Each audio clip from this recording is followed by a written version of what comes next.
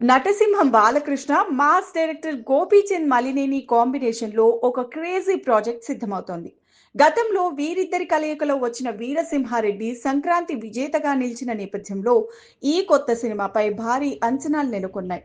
పక్కా mass action ఎంటర్‌టైనర్‌గా రూపొందుతున్న ఈ సినిమాని 2027 సంక్రాంతి కానుకగా విడుదల చేసేందుకు సినిమా యూనిట్ శరవేగంగా పనులు పూర్తి చేస్తోంది.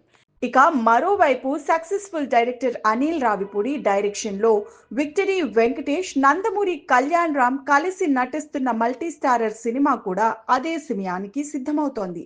వినోదానికి పెద్దపీట వేసే అనిల్ రావిపూడి ఈ సినిమాని కూడా ఫుల్ లెంగ్త్ కామెడీ ఎంటర్‌టైనర్‌గా తీర్చిదిద్దుతున్నారు. ఈ క్రేజీ మల్టీ స్టారర్ కూడా సంక్రాంతి రేస్‌లో నిలవడంతో నందమూరి అభిమానుల మధ్య ఒక విలక్షణమైన పోటీ వాతావరణం కనిపిస్తోంది. ఈ బాక్స్ ఆఫీస్ వార్‌లో మ్యాన్ ఆఫ్ మాసెస్ ఎన్టీఆర్ పాత్ర కీలకం కానుంది. తన అన్న కళ్యాణ్ రామ్ సినిమాలకు ఎప్పుడూ వెన్నుదన్నుగా నిలిచే తారక్ ఈ సినిమా ప్రమోషన్లలో కూడా పాల్గొనే అవకాశం ఉందని తెలుస్తోంది. ఒకవేళ ఎన్టీఆర్ ఈ సినిమాకి చీఫ్ గెస్ట్ గా వస్తే సినిమా హైప్ అమాంతం పెరగడం ఖాయం.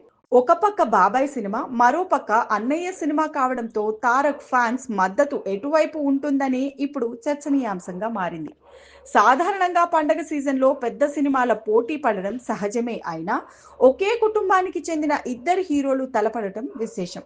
ఇది నందమూరి అభిమానులను రెండు వర్గాలుగా విభజిస్తుందా, లేక రెండు సినిమాలను ఆదరిస్తారా అనేది వేచి చూడాలి.